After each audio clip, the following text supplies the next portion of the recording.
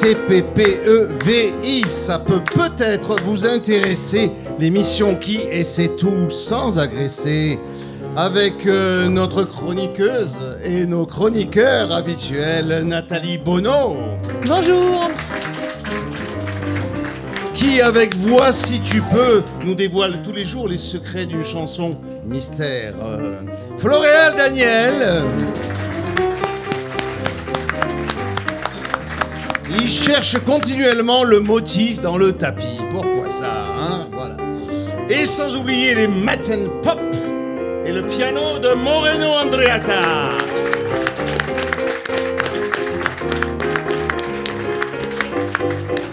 C'est PPEVI avec votre serviteur Eddy Marcel, celui qui ne fait pas dans la dentelle. Bonjour, ce mercredi nous allons parler du spectacle Par la fenêtre ou pas de Pierre Notte par la compagnie du Tripiti Théâtre de Marseille, mise en scène Raymond Vinciguerra. Mais vous n'êtes pas obligé de l'applaudir tout le temps, hein, il va s'y habituer. Mais tout de suite, la rumeur publique. Tous les jours, notre reporter Laurent Mandex écoute et enregistre avec Joe RADOS les bruits de l'île qui parlent du théâtre. Est-ce que vous vous souvenez de la première fois où vous êtes allé voir un spectacle? J'ai dû y aller avec l'école, comme les gamins, voilà. Mais ça m'a pas marqué plus que ça. Voire ça m'a largement ennuyé. Mais à part ça, sans plus. Si, j'ai fait les trucs avec les gosses. Non, pas dit, ça se faisait plus, mais quand les filles étaient lycée, non, collège. Pas lycée, il y avait, ouais, on a monté un truc avec les parents d'élèves et les profs. Mais qui a fait du spectacle un peu plus. Mais quand on voit l'argent public, les emmerdes, les demandes, les paperasses. Et en fin de compte, vous vous en sortez bien, bah, l'année d'après, bah, comme vous vous en êtes sorti, vous avez un budget à l'équilibre, bah, vous avez moins de subventions. Par contre, un violon sur le sable qui a des millions d'euros de déficit, bah, lui, on lui en donne un peu plus. Donc récompenser ceux qui foutent rien et ceux qui s'en sortent pas, je suis pas d'accord. Waouh. Waouh, waouh, waouh, waouh, waouh.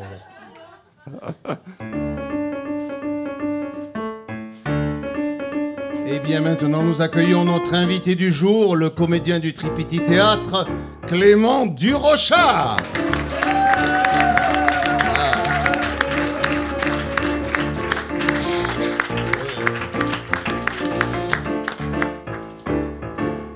Vous avez reconnu la musique, hein, quand même, hein? Satisfaction. Vous avez pas reconnu, c'est dans votre spectacle, hein, quand même. Vous rappelez, vous avez joué hier soir dans une pièce? Ouais. J'essaie de me rappeler, ouais. La nuit a été longue, hein, et dure. Elle a été courte. Courte, oui, courte, oui. Enfin, ça dépend pourquoi. Enfin, elle n'a pas existé pour vous, apparemment. Bon. Clément Durocha, bonjour. Bonjour. Bonjour. Eh bien, on va parler de vous, mais aussi de la pièce, hein, d'accord? Mais D'accord. auparavant, peut-être votre bio. 100% bio? Allez, c'est Oui, parti. on y va? Allez, on y va.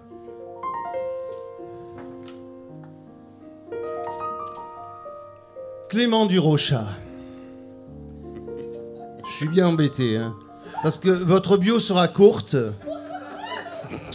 bien qu'occupant 8 de mes fiches au lieu de 5. Je n'ai rien trouvé à dire sur vous. Alors vous êtes voué à un destin hors du commun, mais votre vie fut un gâchis. Bon, n'espérez toutefois pas trouver en moi votre procureur général ou un jugement dernier quelconque comme celui réclamé à corps et à cri par cette folle de bonne sœur féministe qui massacre des œuvres d'art italiennes sous couvert d'éco-combat. Je ne procure rien à quiconque, en général. Merci, monsieur Note. Le plagiat n'a jamais fait de mal à personne. Hein. Encore moins à moi, contraint de me lever des potrons minés pour pondre cette chronique quotidienne sur la table de mon gîte désuet. Oui, les numéros 70 et plus n'ont pas encore été modernisés, il faut le dire, et manquent cruellement de papier toilette. Contrairement au gîte de numéro 90 et plus qu'occupe la direction, en particulier Laurent Mandex, le patron de cette radio, n'est pas Bolloré qui veut, qui en plus a inventé un emploi fictif de chanteuse à sa femme pour la faire venir avec lui. Alors que moi, je dois me contenter de partager mon gîte obsolète avec Jonathan RADOS. Oui, parce que je vise en couple durant cette semaine culturelle avec le seul vidéaste dont le patronyme s'épelle ainsi sur le GPS de ma voiture, qui fait aussi téléphone, mais malheureusement pas bar. Mais je crois que je déraille. Clément Durocha, parlons de vous. Le public de ce studio attend d'ailleurs que je parle de vous, surtout les femmes de tous âges. Non, j'ai pas parlé spécialement de vous, Madame Schusterman. Venu se pâmer devant le nouveau John Wayne que vous êtes. John Wayne, vous en avez la carrure, la présence et l'autorité. Malheureusement, Vinci Guerra vous a confié un rôle de contrôleur allergique aux passeports de migrants en tout genre. Y aurait-il un message prémonitoire subliminal qui fait de vous plus John que Wayne? Mais ne mettons pas la charrue des bœufs avant le train. Il était 6h du matin quand j'ai écrit ça. Dissertons vraiment sur vous et commençons enfin cette bio avec un peu de retard. Mais parlant de train, il est normal que nous ayons du retard. Clément Durocha, bien que chercheur en mathématiques appliquées à l'imagerie médicale, et soyez-en remerciés parce qu'il y en a ici qui appliquent les maths à la pop. Eh bien. Vous naquites à Cannes, ville d'un célèbre festival inventé par Jean Zay, entre autres. Vous voyez que tout se tient, bien que je me demande comment caser Louise Michel dans cette chronique. Vous naquites donc à Cannes. Déjà tout petit, vous faisiez non pas la sortie des écoles, mais celle du Martinez, un palace cannois célèbre pour les incultes des people, aspirant y récolter des autographes des vedettes du 7e art, John Wayne par exemple. Mais Clément, ces vedettes ne vous voyaient pas. Et ne décelez pas en vous le futur Rock Hudson, plus Rock que Hudson, car vous adorez Queen, Led Zepp et Deep Purple, et vous en gardâtes un profond ressentiment envers le cinéma. Tout à fait. Aussi, vous débrouillâtes-vous pour que Jean Zay, encore lui, ne puisse créer son festival en 1939, mais l'histoire vous a rattrapé en 1946. Ne pouvant pénétrer le cercle très fermé du grand écran, vous décidez d'y revenir par le théâtre. On vous avait refusé l'Orient Express, vous revenez par la fenêtre, ou pas, du Ouigo. Vous décidez tout de même de vous venger de toute l'humanité. Et à défaut de devenir John Wayne ou John tout court, vous devenez contrôleur à la SNCF. Et là, vous contrôlez les papiers de toute une bande de cinglés dont on se demande pourquoi on les a laissés monter dans un train et surtout dans le même compartiment. Mais il est peut-être plus simple de contrôler les malades ou les migrants. Ah bon, c'est pas la même chose? En les parquant tous au même endroit. Il y en a un qui avait déjà compris ça dès 1933. N'oublions pas. Le problème, c'est qu'à force de contrôler des tarés de toutes sortes, vous le devenez vous-même, taré. Mais c'est la chance de votre vie. Car vous positivez toute dystopie. Stop, pub. Imposé par mon Bolloré adoré. Demain soir, dystopie positive par la compagnie La Particule d'Annecy. Fin de la pub, sinon ça coûte trop cher. Et je ne vois pas pourquoi je continuerai à engraisser mon patron et sa chanteuse fictive. Donc, vous positivez et devenez cascadeur spécialiste de la chute syncopée. Vous tombez au moins une dizaine de fois dans la pièce. Quel talent! Et si finalement le cinéma revenait à vous? Parce que oui, Clément Durocha, c'est à vous que l'on doit les montages de création des vidéos magnifiques, des corps vivants de par la fenêtre ou pas. Alors à défaut du Grand Prix d'interprétation à Cannes, vous aurez peut-être un jour la Palme d'Or en tant que réalisateur. On vous a fermé la porte, vous revenez par la fenêtre et c'est bien. Alors, merci Clément Durocha, vos fans vous aiment et continuez à faire voyager vos cinglés. Là. De toute façon, sur ce festival, comédiens, comédiennes, techniciens, techniciennes, metteurs, metteuses en scène, c'est agaçant l'écriture inclusive. Hein. Il n'y a que ça. Et le public aussi l'est cinglé. Parce que, pourquoi croyez-vous qu'on vous a tous parqués sur cette île? Il n'y a plus qu'à couper le pont. Ou pas.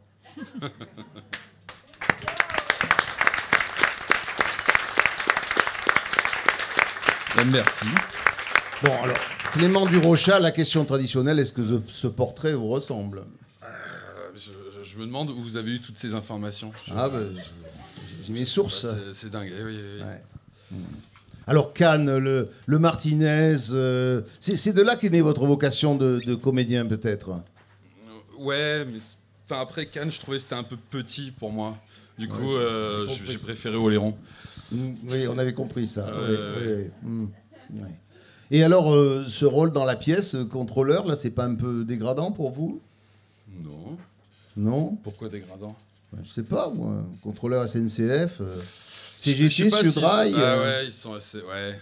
Non, il est intéressant. On essaie, quoi. Ouais. Des grèves un peu de temps en temps, quand même, non? Sûrement.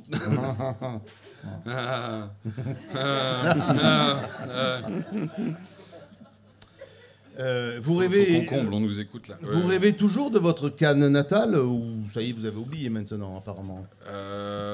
Ma famille est toujours, donc j'y vais de temps en temps. Ouais. Voilà. Ouais. Parlez-nous un peu de ce travail sur la vidéo, parce qu'elle est quand même très importante dans le spectacle. C'était intéressant et sympa à faire. Il y a... on a bien fait inviter un comédien, hein, je crois. Raymond, il est venu me voir un jour, quoi. Il m'a dit Clément, j'ai besoin de toi. Voilà, moi, je lui ai dit mais Raymond, oui, parce que on se parle comme ça quand on est entre nous.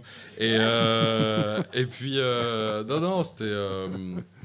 Mais on va continuer à parler de vous, mais auparavant, Matin Pop. Matin Pop, Matin Pop, Mama Matin Pop, Matin Pop, Matin Pop, Mama Matin Pop, Matin Pop, Matin Pop, Mama Matin Pop, Matin Pop, yeah.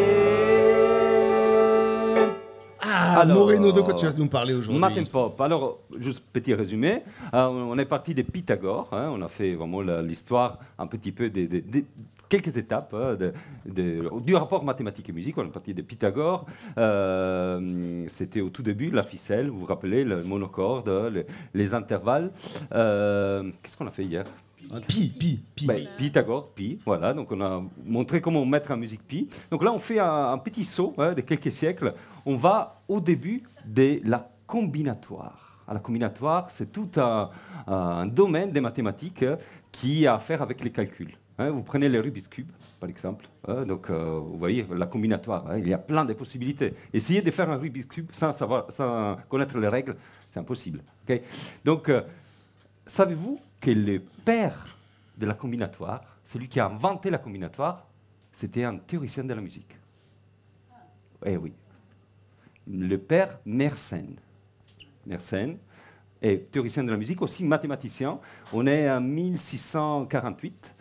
Et donc, vous trouvez des traces dans ses écrits, l'Harmonicorum Libri en particulier, des traces d'une invention, une représentation sur laquelle on reviendra. Hier, on a vu le cercle, vous vous rappelez, avec les tables et les chaises, et il faut disposer les invités de façon, à distanciation maximale, pour faire des rythmes comme les tresillos, 1, 2, 3. Voilà. Là aussi, c'est la combinatoire. Savoir disposer 3 invités dans une table de 8 places, c'est tout l'art de la combinatoire. Eh bien, Mersenne avait dans la tête le problème de calculer toutes les mélodies possibles. Il voulait savoir combien de mélodies on peut faire. Alors d'ailleurs, ça, c'est un problème qui reste d'actualité, parce qu'on se prend la tête pour trouver la formule pour faire un tube. Et donc, en fait, à partir de la musique, il a inventé la combinatoire. Alors, pour lui, c'était quoi? Une mélodie, c'était juste des notes qui se suivaient. Il n'y avait pas de notion de rythme, juste des notes. Donc, réfléchissez, par exemple, vous avez 3 notes. hein. Je vous fais 3 notes au hasard. Et donc, combien de possibilités on a? Combien de... là, c'est le Ré, le Fa dièse, le Sol, hein, pour les musiciens. Donc, on peut prendre le Ré et faire Ré, Fa, Sol. Voilà une possibilité. Après, on fixe le Ré, on fait Ré, Sol, Fa. Et voilà une deuxième possibilité. Après, on part du Fa dièse, on le fixe, on fait Fa dièse, Ré, Sol, troisième. Fa dièse, Sol, Ré. Quatrième possibilité. On fixe le Sol, la dernière, et on fait Sol, Ré, Ré, Fa. On est 5. Et Sol, Fa, Ré. 6. Donc, 3, 6.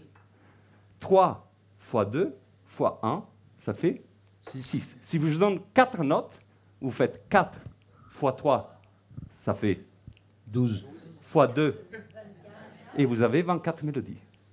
Ça, c'est les permutations. Les permutations d'un certain nombre d'objets, ce sont des notes, en l'occurrence. Donc, Mersenne a calculé à la main, il n'y avait pas l'ordinateur à l'époque, toutes les mélodies possibles avec 24 notes, par exemple. 24 fois 23 fois 22 fois 21. Hein? Donc là, on est au début de la combinatoire et du calcul de probabilité. Et donc, il faut attendre 50 ans pour que ces domaines, avec Bernoulli, Ars Conjectandi, soient systématisés. Et on dit, voilà, Mersenne, l'inventeur de la combinatoire, à partir de la musique. Alors, là, je vous montre un petit exemple d'une chanson permutationnelle. On a parlé des permutations. Et alors, mon exemple préféré, c'est un compositeur qui est connu pour ses musiques des films. Ou bien...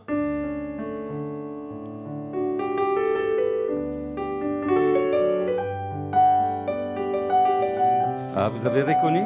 Ennio. Voilà. Ennio Morricone. Clément, c'est qui? Ennio? C'est dans Premier Baiser? Non. Ennio Morricone. Morricone. Ennio Morricone, dans les années 60, sorti du conservatoire Santa Cecilia de Rome, avec Petrassi comme maître, eh bien, il veut se lancer dans la pop, dans la chanson. Ah oui, il a fait des tubes. Alors, je vous conseille la lecture de l'ouvrage Ma musique, ma vie. C'est la traduction d'un livre en italien, d'entretien avec Alessandro Di Rosa, qui était son élève. C'est traduit en français par Séguier. Donc, c'est vraiment le meilleur document pour comprendre toute la démarche de Morricone entre la pop, la musique des films, la musique dite absolue, parce qu'il est un compositeur de musique savante. Et donc, dans les années 60, il veut faire des tubes. Alors, comme il fait des tubes, eh bien, il s'est dit, mais je prends 3 notes, par exemple, ces 3 notes. Et donc, j'invente des mélodies dans lesquelles je permute toutes les notes.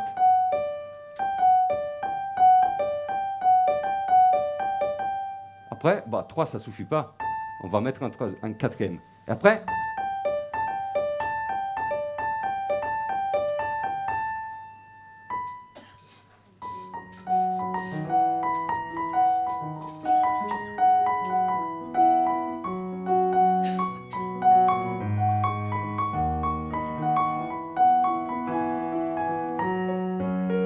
Voilà, il a créé Se telefonando. Se telefonando io potessi dirti addio, ti chiamerei. Se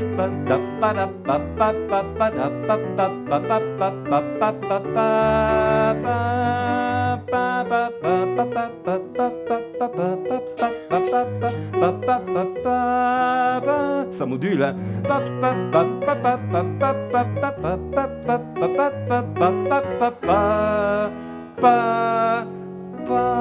Et on revient à la maison. Voilà, version française, Françoise Hardy, même année.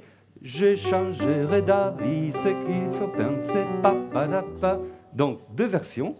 Écoutez-les, vous les trouvez sur YouTube. Vous avez la version Morricone avec l'arrangement de Morricone, avec on entend Western Spaghetti, la signature de Morricone, mais vous avez aussi d'autres arrangements et la chanson en français arrangée par d'autres arrangeurs, la même chanson, eh bien à une autre patte. Donc invitation à l'écoute, écoute comparative entre Morricone, inventeur des tubes italiens, et Françoise Hardy, à laquelle on peut rendre un petit hommage quand même, interprète aussi des tubes. Mate pop, mate pop, mamma mate pop, mate pop, mate pop, mamma mate pop, mate pop, mate pop, mamma mate pop, mate pop, Merci.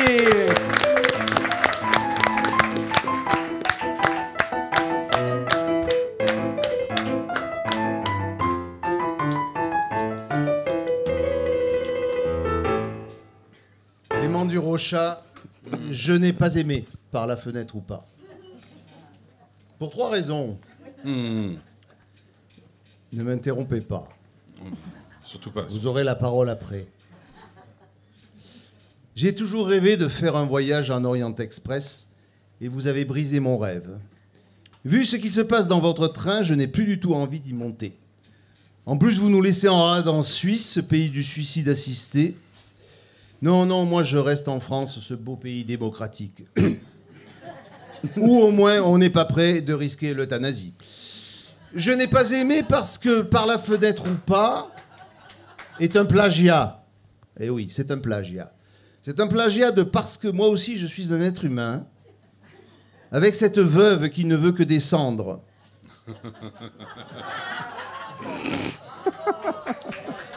Il leur faut un peu de temps. Non, non, je vous en prie, je vous en prie. J'avais pas fait exprès.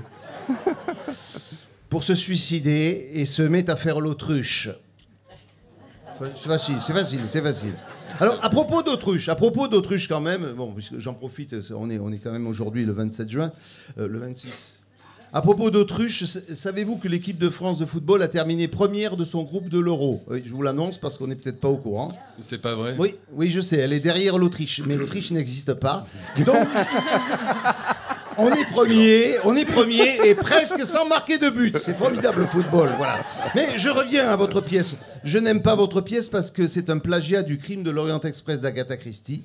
Alors pourquoi ne pas avouer que votre personnage de contrôleur n'est en fait qu'Hercule Poirot en personne? Enfin, je n'ai pas aimé, tout simplement parce que les contrôleurs SNCF, ils sont honteusement moqués. Vous n'allez pas me démentir. Jamais cette corporation ne jetterait des papiers de voyageurs en détresse psychologique par la fenêtre ou pas. Tout simplement parce que des voyageurs en détresse psychologique, ce sont des migrants, et que des migrants sont sans papier. Donc, Durocha, votre pièce ne tient pas debout, malgré le talent incroyable des actrices et des acteurs, de Kubrick, et de vous, Clément. Note-le bien. Oh, joli. Bon, on va quand même vous faire parler un petit peu du spectacle, parce que c'est bien beau de délirer là-dessus. Juste un truc, enfin c'est pas le Oui, sujet, oui, mais si. en tant que maître Moreno, il y a quelques petites approximations sur les permutations. Hein, Bon, non, mais on en reparlera après. Ça, c'est le combat de mathématiciens. Hein. Donc, je propose un grand débat demain. Notes, mais bon, après. Voilà. Il y aura aussi Gabriel Attal. Voilà. Bon, donc ce spectacle, parlons un peu de ce spectacle.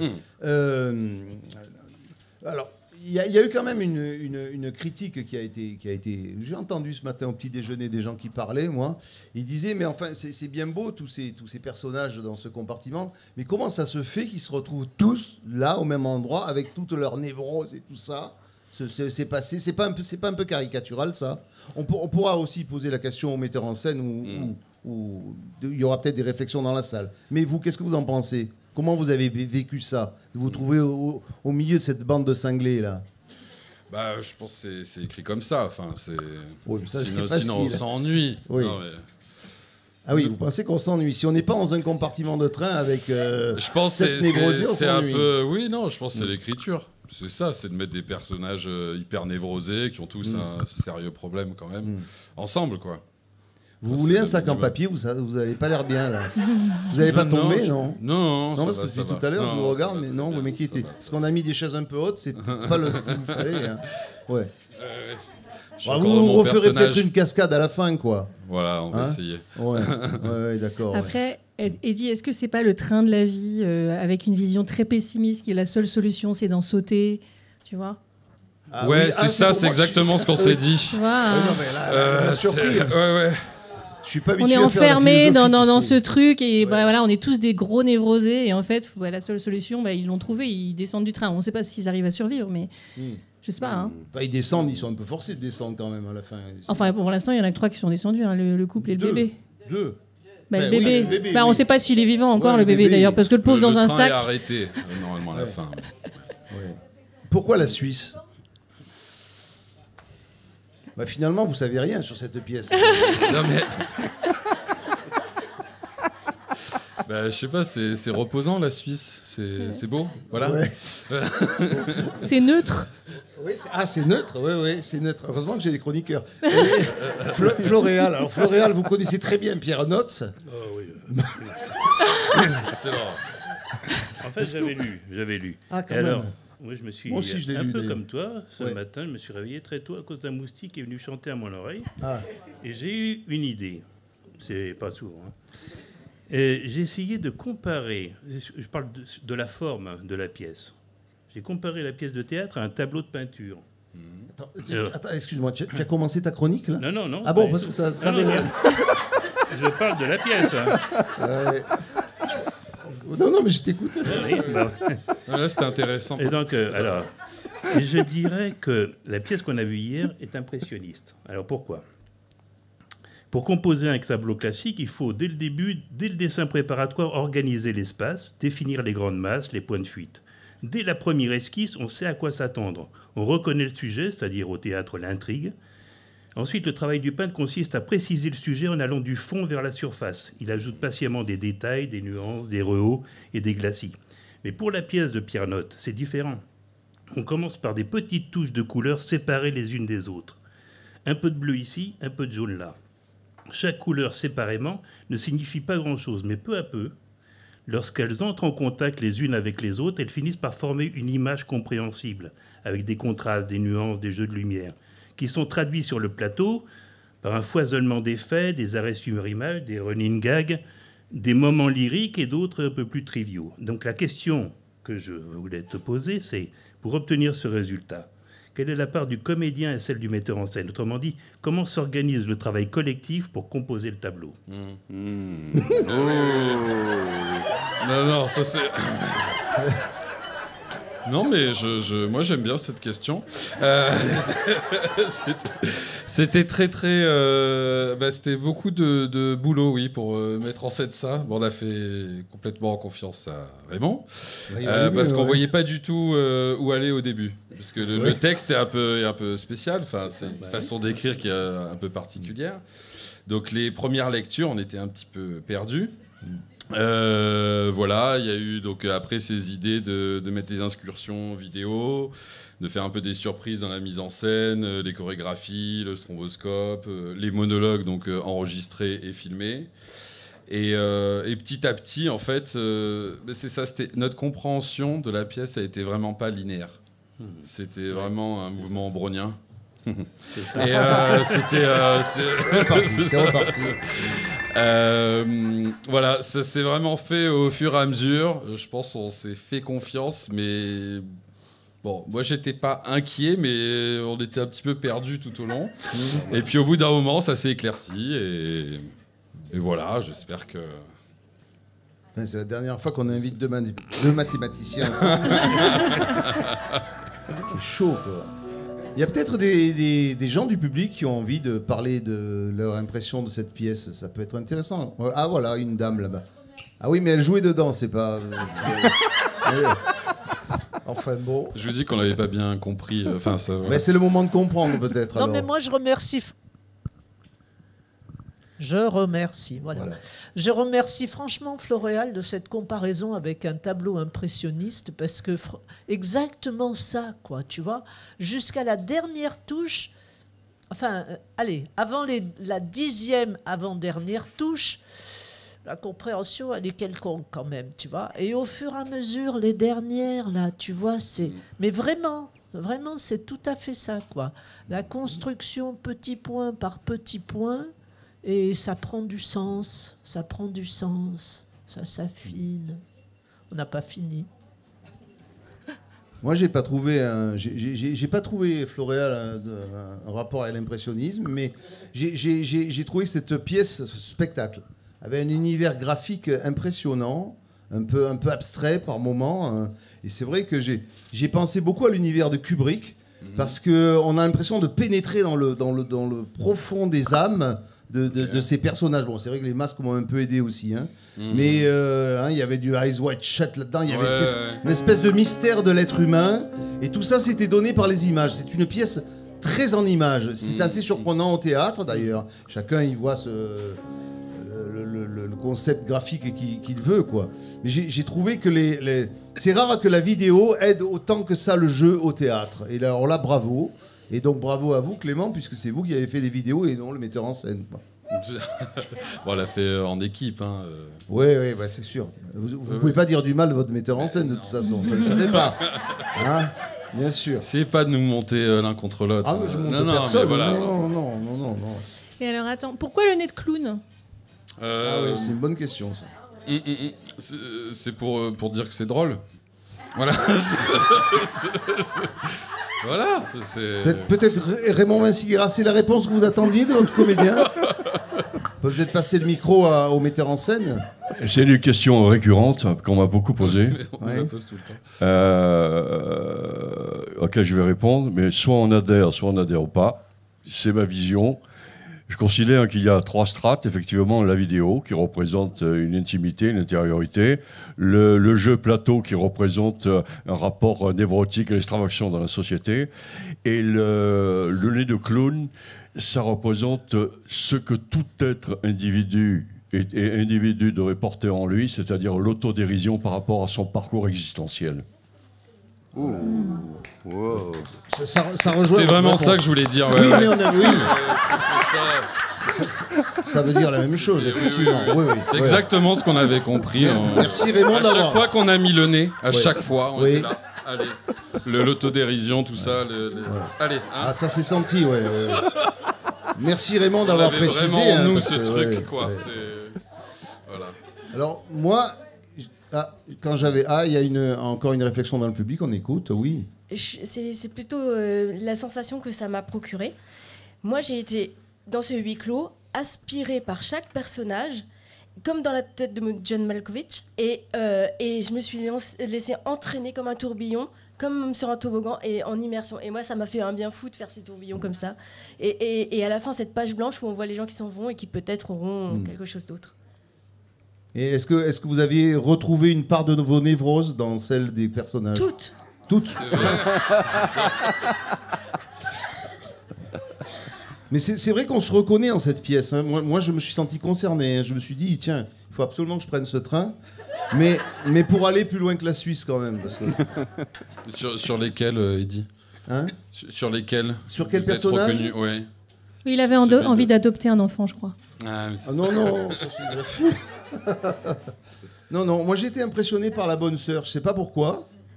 Je sais pas, la bonne sœur, elle m'a touché, quoi. Peut-être le fait de s'aborder ce tableau, puis je sais pas, moi aussi, elle m'a touché. Hein? On a bien profité, on répète d'ailleurs. Hein. Mais bon. Je parle du personnage, pas de la qualité du jeu, parce que la qualité du jeu des acteurs et des actrices était vraiment... Ils étaient tous au même niveau, c'était impressionnant. Des fois, dans une pièce amateur, on a des petites faiblesses, des gens qui ont un peu plus le trac, ce qui est normal d'ailleurs, hein, ce qui fait la vie du théâtre. Et là, vous aviez un niveau de jeu remarquable, j'ai trouvé. Et il n'y en avait pas un, à part vous, qui venait souvent, qui se démarquait, quoi, qui avait des faiblesses. C'était vraiment un jeu d'ensemble. Oui. Moi, j'ai vraiment retrouvé un peu l'esprit aussi délirant de Carnage, que vous aviez présenté il y a 4 ans. Hein, à part que dans Carnage, vous étiez que 4 et 4 habitués, et là, il y avait des nouveaux. Hein. Bon, je parle pas de la nouvelle qui m'a impressionné, hein, Elodie Berger. Hein, qui était vraiment... Non, vraiment bravo à la distribution. Mais enfin, on n'est pas là pour vous jeter des fleurs. Non, mais après, vous pouvez. Hein, et peut-être déjà, Floréal, on va pas en rester là. Et je crois que vous allez nous donner du lourd aujourd'hui. Eh ben oui. Voilà. Aujourd'hui, ça va être du lourd parce que ma chronique s'appelle Le poids de l'âme. On va rigoler. Mais avant, j'avais une petite précision à apporter parce que lundi, je vous ai raconté un rêve qui parlait d'amour et qui finissait par « Un jour, je constate que toutes ces émotions sont gentiment amorties, je me sens bien, je suis rassuré, je n'attends plus, j'ai rejoint la communauté des amoureux calmes et tempérés qui font l'essentiel des couples. » Alors je sais ce que vous pensez, vous avez raison. Pourquoi les rêves devraient-ils se résoudre à finir de façon aussi banale? En fait, il y avait une suite à mon histoire qui, je vous le rappelle, trouvait son origine dans une phrase énigmatique « L'amour est enfant de poème ». Or, de poème, il n'en a pas été question encore. C'est que je me suis rappelé de la suite que le lendemain, car en réalité, la poésie est planquée, encastrée, imbriquée dans les souvenirs. Donc, la fin de mon rêve. Quelques années se sont écoulées, je crois. Les concepts de temps et d'espace sont assez fantaisistes dans les rêves. Dans les décors d'un jardin minéral d'un temple à Kyoto, je suis assis dans un endroit calme.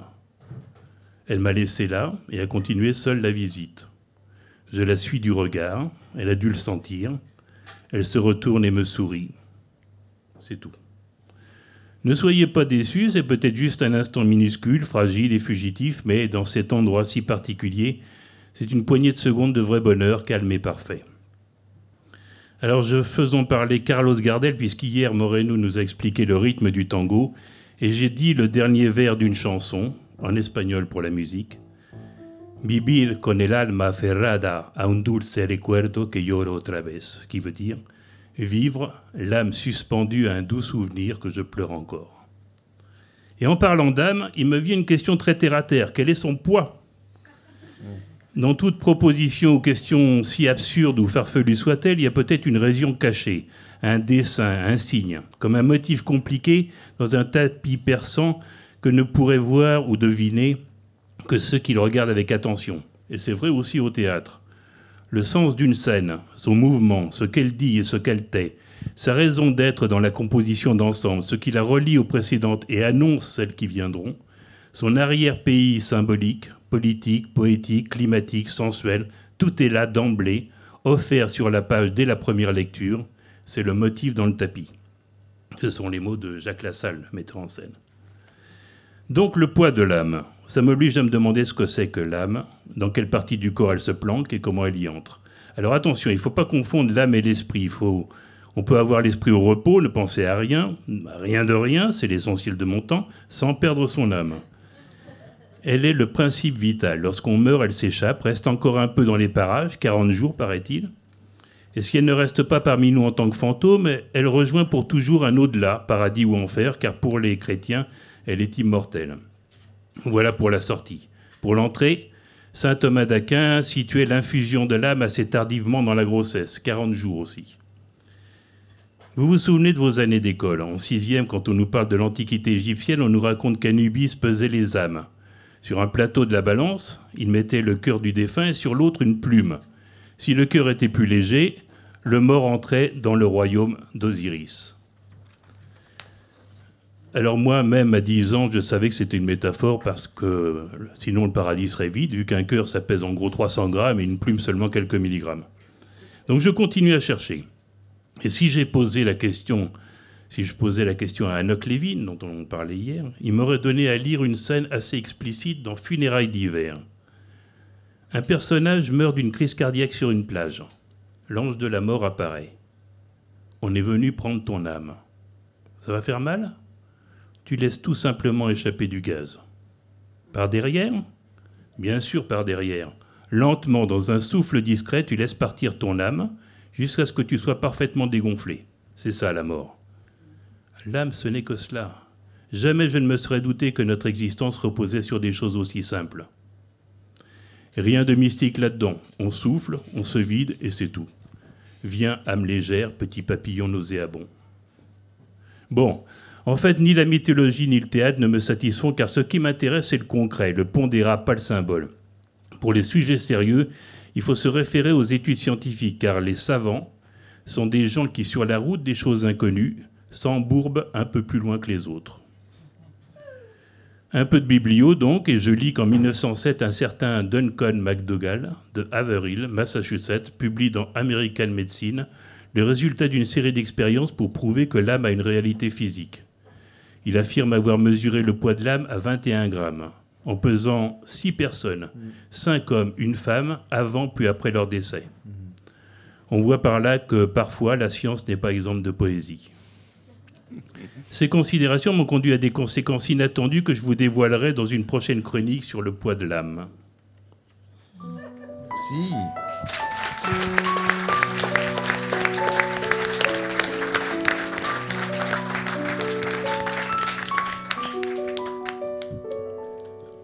C'était quoi le rapport avec la chanteuse? L'âme. Ah oui. Oui. On a bien fait l'inviter, lui. Hein. C'est un bon client. Hein. C'est dans la deuxième partie de la chronique, justement. Hein, ouais. Mais justement, Clément Durochat, je crois que quelqu'un veut vous poser une question. En fait, je n'ai pas très bien compris le message véhiculé par ce spectacle. Bon, j'ai atteint maintenant un certain âge, j'ai l'habitude des spectacles classiques, des alexandrins, de la comédie française, de l'opéra national et autres. J'aime bien l'art contemporain, je le défends très vivement. Je suis moi-même dans le domaine des arts plastiques, donc... Mais ce spectacle-là m'a surpris par... j'ai l'impression que... il y avait une confusion, des vociférations, et je n'ai pas du tout suivi ce qui se passait. Donc pouvez-vous m'expliquer quel message vous voulez faire passer à travers ce voyage? Ben voilà, c'est à vous. Ouais, merci. Eh ben, c'est le parcours de différents personnages qui sont face à leur névrose. Voilà. Le message, je ne sais pas s'il y a un message en particulier. Apparemment, c'était un spectateur qui était dans la salle alors hier, ça. Vous connaissez, non? Non. C'est un proche à vous? Non. C'est quelqu'un qui vous aime pas, en tout cas. Je sais pas, j'ai pas reconnu la voix. Oui, mais vaut peut-être mieux, oui. Je sais pas, j'ai pas vu. Voilà. Donc ça, là, vous lui avez répondu, d'après vous. Oui. Bon. Bon, on va continuer à regarder par les fenêtres, peut-être. Hein, Nathalie? Oui. C'est une question de fenêtre? C'est une question de fenêtre. Est-ce que vous avez reconnu le titre dont on avait caché des infos dans la Gazette d'hier? Ouais, Diego libre dans sa tête. Moreno?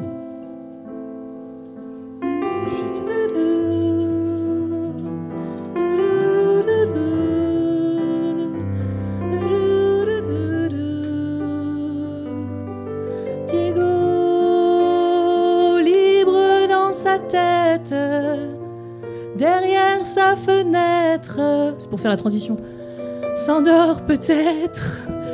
Ok, donc je vous propose de chanter ça. Diego libre dans sa tête, derrière sa fenêtre, s'endort peut-être. Ça va? 3 phrases. Et avant, on peut faire mieux.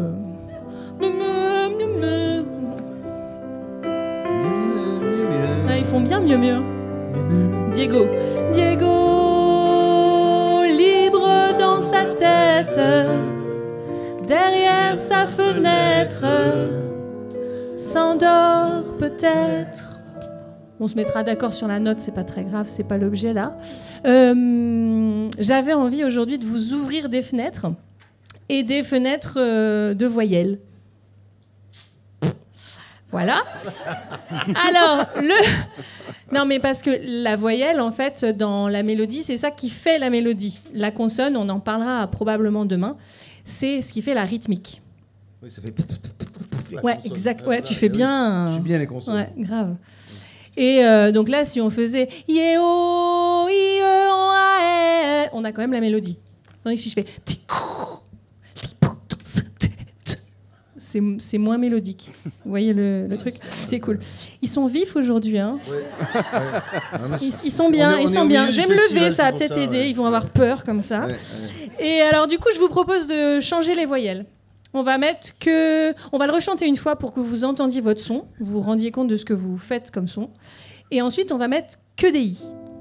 Mais chantez une fois normal déjà, parce que je sens que votre cerveau part un peu loin là. Donc, on peut faire...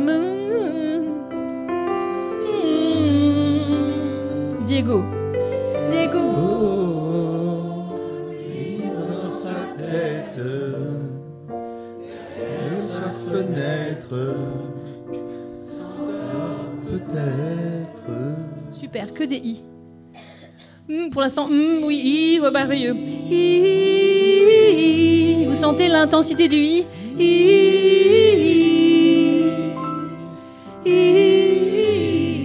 Et donc digi. Digi libri dicititi. Dirir si finitri.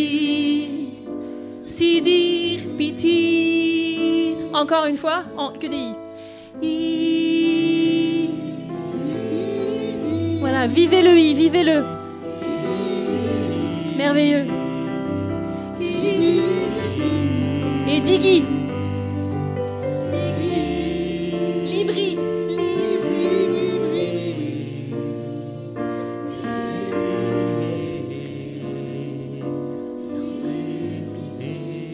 Et chanter normal, bon, me c'est normal, hein.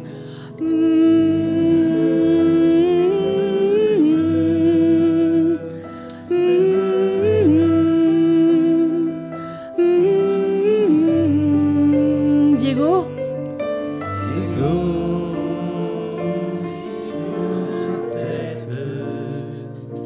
Derrière sa fenêtre. Est-ce que vous avez senti un léger changement dans le son? Oui, c'était mieux. Au bout de la 10e fois. Le I, il vient faire rajouter des harmoniques aiguës dans notre son. Il va rajouter de la justesse. Il va ouvrir les fenêtres un peu par là. Là, c'est comme si tout d'un coup on chantait aussi avec le premier étage. Et du coup, ça va nous donner l'intelligibilité, la justesse et une partie de la puissance. En fait, en vrai, c'est encore une histoire de langue, mais j'ai pas le temps de vous l'expliquer aujourd'hui. Et on va aller faire autre chose. On va aller voir ce que ça ferait si on faisait des O ou des OU. Vous préférez O ou OU? Ils sont partis sur OU, je crois. Okay.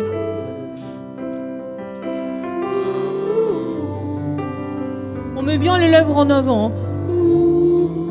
On ferait un vrai OU avec des bisous, quoi. Ouais.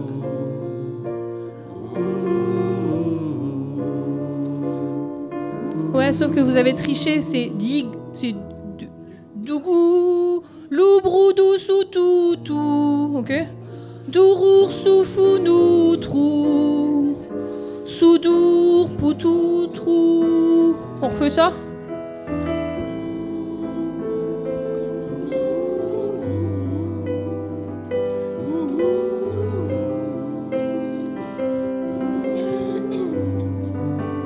Dougou. Dougou, loubrou sou toutou, dourour soufou nou trou, soudour poutou trou. Et rechanter.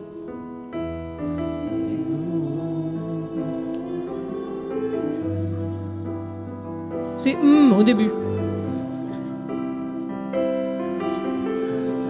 Diego.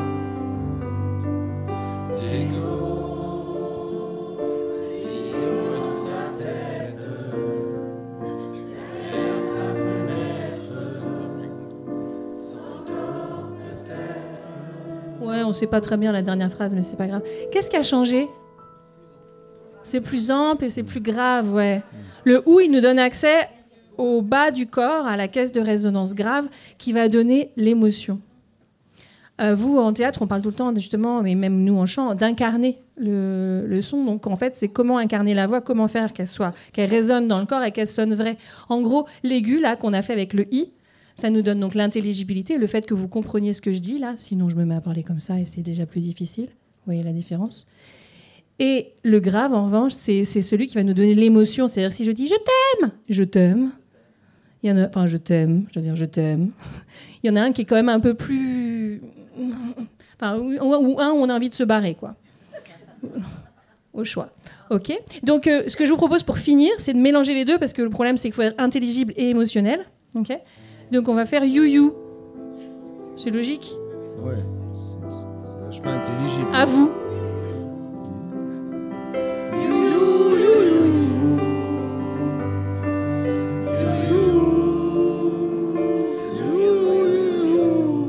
On va le faire 2 fois, on va essayer de mettre les consonnes pour rigoler. Siudur, piutu, trou, c'est difficile avec les consonnes. Encore. You. You.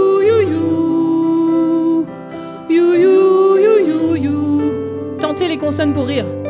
Diou diou. Diou diou diou diou diou diou. Dur your sur sur diou trouillou. Siou diou piou tou trou. Ouais. Rechanter normal. M.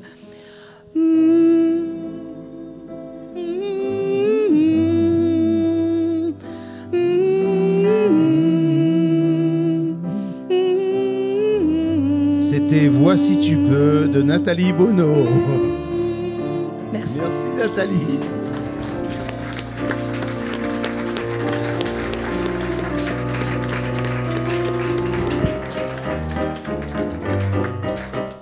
Ah, c'est fini. Bien, merci Clément. Merci Eddy. Merci d'être venu. Votre venue a été très instructive. On a appris beaucoup de choses. Et on vous aime beaucoup. Et on espère que vous arrêterez de tomber dans les pommes, hein, parce que... Ouais. Je vais essayer. Et vous remerciez vos camarades aussi, hein, parce qu'ils nous ont enchantés. Ils ont libéré notre âme. Mais désolé, mais CPPEVI, c'est fini pour aujourd'hui. Hein. Ah, mais j'ai... Avec Zitoun à la technique... Et Joe RADOS à la prise de son. Voilà. Et Clémence à la caméra là, elle filme un peu quoi, c'est de la radio quand même. Voilà. Alors demain nous parlerons du spectacle que nous allons voir ce soir. Vive la libre entreprise de Guy Poissy, c'est une comédie musicale. Tiens. Et c'est mis en scène par Isabelle Claric par la compagnie Sunset de Valbonne. Et nous recevrons le comédien Landry Galpin. D'ici là, vive les mots, vive les acteurs, vive les actrices. Et n'oubliez pas que l'art et la parole sont résistance. Et ne jetez pas rien par les fenêtres surtout. Gardez tout. Voilà. Une dernière petite communication, comme on est au milieu du festival. Là, juste après, on va vous attendre dehors pour faire une photo d'ensemble de toute l'équipe du festival. Donc on a rendez-vous, je sais pas où, près du lac, je suppose, comme d'habitude, n'est-ce pas, monsieur Mandex? Sur le tapis. Voilà, tous sur le tapis pour une photo avec notre photographe maison Vincent Martin. À demain.